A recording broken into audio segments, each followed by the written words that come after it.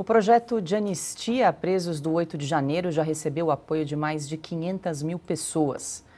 O texto, de autoria do senador Hamilton Mourão, se junta a outros 5 projetos que tramitam no Congresso sobre o assunto. Na consulta pública feita no site do Senado, mais de 1.200.000 votos foram registrados até o momento. O projeto de lei, que entrou no sistema da Casa no fim de outubro de 2023, ganhou força depois do ato pela democracia, convocado por Jair Bolsonaro no mês passado. No evento, o ex-presidente defendeu a medida para os detentos em Brasília. No projeto, Hamilton Mourão ponderou que pede anistia apenas aos acusados dos crimes de tentativa de abolição do Estado Democrático de Direito e tentativa de depor o governo legitimamente constituído. Para o advogado André Marcília, nesses casos, não existe nenhum impedimento constitucional para a concessão da anistia. Não há nenhum impedimento constitucional em se legislar a respeito da concessão de anistia aos condenados ou acusados dos atos do dia 8 de janeiro. A anistia é um instituto jurídico legítimo, inclusive já considerado recepcionado pela nossa Constituição de 88, e quem considerou isso foram, inclusive, as Supremas Cortes. Então, o legislador está legitimado do ponto de vista constitucional para tratar do tema. Alguém pode dizer, mas há precedentes do STF que consideram que não pode ser objeto de anistia atos antidemocráticos. Bom, esse é o entendimento do STF. O legislador não está adstrito ao entendimento do STF, até porque o entendimento de hoje pode não ser o de amanhã, assim como pode ser diferente do de ontem. O legislador está adstrito à Constituição. Se a Constituição não faz uma ressalva, então ele está legitimado a tratar do tema. E é isso que acontece a respeito dessa questão da anistia. Bom, essa consulta pública do Senado está disponível no site. Para você que está aqui acompanhando e quiser expressar a sua opinião a respeito desse projeto de lei sobre anistia, a gente vai fixar nos comentários da nossa transmissão aqui no YouTube o link para você clicar e votar lá no site do Senado. Neste momento, mais pessoas não apoiam o projeto de anistia, mas é importante a gente divulgar para quem está nos acompanhando, ter conhecimento dessa consulta pública que está sendo realizada aí no Senado.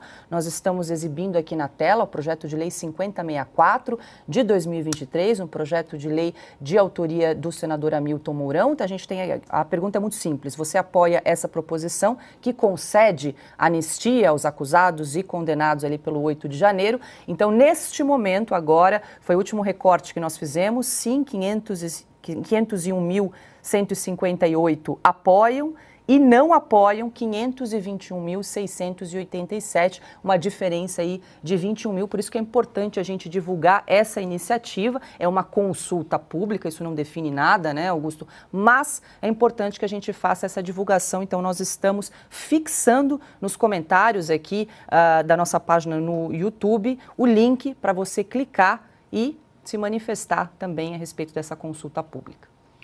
Olha, Paula, eu atribuo a grande parte desses votos contra a anistia à ignorância, né, ao desconhecimento do que é esse instrumento aí jurídico político, sobretudo político.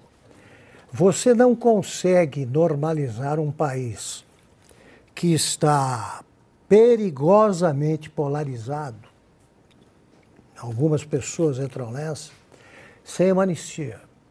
O Brasil não saiu de nenhuma crise que provocou traumas semelhantes sem a anistia. Mais de 40 anistias já foram concedidas aqui no Brasil.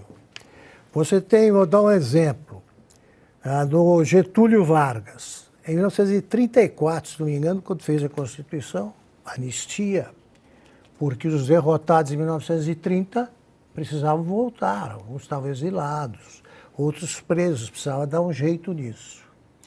Em 1945, a anistia do Getúlio Vargas, ele concedeu, naquela época era do presidente da República a iniciativa, ele propôs uma anistia que, pouco antes da queda, que libertou, entre outros, o Luiz Carlos Prestes, chefe que chefiou a chamada intentona comunista. ele também perdoou, que a anistia é mais associada a esquecimento. Esquecimento, não é perdão. Esquece, vira a página. Ele também ele anistiou os integralistas. Em tempos normais, você concede anistia. O Juscelino, pouco depois de assumir, houve uma revolta do pessoal, oficiais da aeronáutica, acho que foi em Aragarças essa primeira, né? Eu me confundo com Jacareacanga, que foi muito parecida, já depois de alguns anos do governo do JK. Mas ele imediatamente anistiou, prendeu e anistiou. A anistia em 61 houve outra anistia, e a anistia que o pessoal aí recorda já bastaria para que eles olhassem com mais simpatia os donos do poder. Porque foi o presidente Figueiredo que teve a iniciativa de conceder a anistia, com uma ressalva. Ela não abrangia o pessoal que tinha sido preso e condenado por envolvimento na luta armada. E o Congresso negociou com o governo e estendeu também a eles. Com isso, calcula-se que mais de 1.000 pessoas, e esse número é interessante porque é comparável ao número de presos num único dia, aqui no 8 de janeiro, vieram mais de 1.000 pessoas do exílio. Pegava todo dia, eram recebidos no galeão, etc. Gente que participou de atentados em que morreu gente. Não estariam na vida política brasileira hoje. Por exemplo, Zé Dirceu, Zé Genuíno, que participou da guerrilha do Araguaia.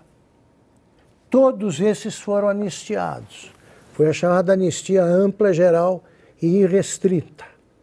Quem é contra a anistia, esse sim tem uma cadeira reservada no gabinete do ódio. Esse sim. Não consegue entender que se é para haver o convívio dos contrários, que é inerente à democracia, você não pode ter presos políticos. Não é democracia.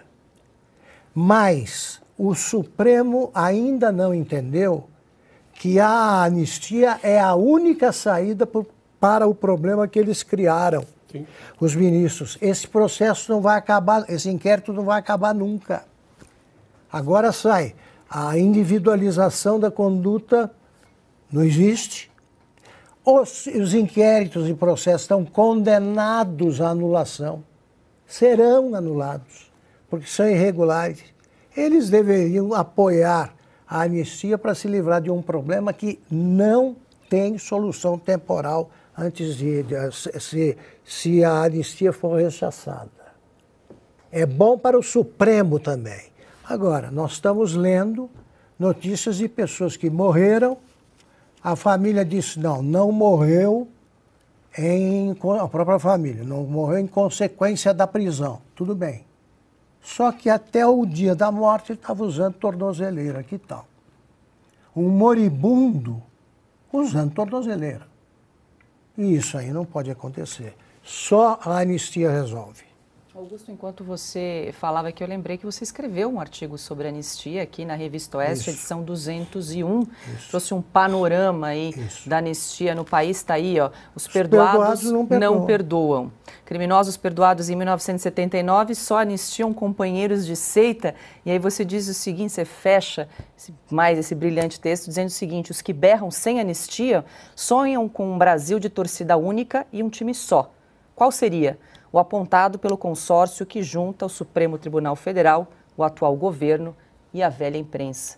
E aí você encerra esse texto que está disponível na nossa revista eletrônica. Eu sempre trago aqui, gente, destaco artigos da Revista Oeste, porque aqui se complementam, os assuntos se complementam, que nós comentamos aqui todos os dias, o factual, a notícia, o dia a dia do que acontece no Brasil e do mundo, nós comentamos, escrevemos na Revista Oeste, fica lá documentado em cartório, como a Ana sempre diz, né? E é importante a gente relembrar, porque às vezes a gente antecipa determinados assuntos 6 meses antes e depois 6 meses depois a vida e a verdade, os fatos se impõem. Então é importante a gente trazer esse paralelo e sempre buscar a referência no nosso cartório registrado aqui da nossa revista digital. Por isso, mais uma vez, reforço o convite, você que acompanha e gosta aqui de Oeste Sem Filtro, assine a nossa revista digital para ficar sempre muito bem informado. Adalberto Piotto. Não, só para pegar essa questão importante que o Augusto fez menção da pacificação do país. A última anistia, que é justamente a de 79, depois de lá o país foi redemocratizado, tivemos uma nova Constituição, problemas econômicos foram resolvidos e todo deste processo participaram muitos dos anistiados. A realidade que temos hoje se deve à anistia. É impossível não colocar essa questão cronológica na história do Brasil recente, do fim dos anos 70 até agora. O que me surpreende, não vou dizer que me surpreende, mas é estarrecedor que não são só os perdoados que não perdoam, como está na capa da revista Oeste do artigo do Augusto, é o tamanho do ódio. Isso, de novo, só demonstra claramente que essa gente da esquerda não estava lutando por democracia, como eles gostam de dizer, durante o período militar. Estavam nada. Eles lutavam por uma ditadura do proletariado. Mas veja a expressão, ditadura antes de proletariado. E nós sabemos, acho que George Orwell já escreveu o que pode ser a ditadura do proletariado, todo mundo conhece, a Revolução dos Bichos. É mais fácil de entender do que aquilo? Impossível. Mas a questão da anistia precisa ser vista pela questão cronológica. E aí você vê todo o ódio que essas pessoas têm. E olhe para o que aconteceu no dia 8. O morto do dia 8 veio preso porque o Supremo Tribunal Federal, notadamente neste caso, o ministro Alexandre de Moraes, não analisou e não despachou sobre um entendimento da Procuradoria-Geral da República dizendo que aquele preso, eu estou me referindo ao Clériston da Cunha, conhecido como Clesão também, deveria prosseguir com medidas cautelares a sua prisão em casa. Era uma prisão preventiva, no caso, porque não tinha sido julgado ainda, nem condenado. Naquele dia teve depredação? Sim, teve. Alguém morreu? Armas foram apreendidas? Houve envolvimento de setores como, por exemplo, as Forças Armadas, que é uma característica clara de golpe. Havia plano para o dia seguinte, tudo isso, nada disso foi. Se você ticar as coisas que, para ter um golpe que precisa, você não vai encontrar uma. Então, nós estamos falando de uma anistia porque, eu vou mencionar novamente o Augusto, até porque ele fala disso com frequência aqui, eu tenho erros processuais na origem deste caso. Essas pessoas não poderiam estar sendo julgadas dentro do Supremo, estão sendo julgadas no Supremo Tribunal Federal. Eu tenho problemas processuais como, por exemplo, individualização de conduta. Advogados, nós estamos falando de anistia, advogados que não tiveram o direito de fazer o seu próprio trabalho, a liberdade de fazer a defesa garantida na Constituição. Fruto, inclusive, com a participação de anistiados em 79, a Constituição de 88. Ou seja, há um emaranhado de problemas que o país não vai ser pacificado nunca, pacificado no mínimo, porque a discussão política democrática de 2 lados, 3 lados, vai continuar acontecendo. Mas nós sabemos como isso pode acontecer. Vivíamos assim até outro dia, até que tivemos todas essas distorções institucionais de ilegalidades e arbítrios vindos da Suprema Corte. Neste caso, do Supremo Tribunal Federal. Críticas, por exemplo, feitas pelo ministro Marco Aurélio Mello. Se alguém acha que o ministro Marco Aurélio não conhece o Supremo e a legislação brasileira, ele tem dito.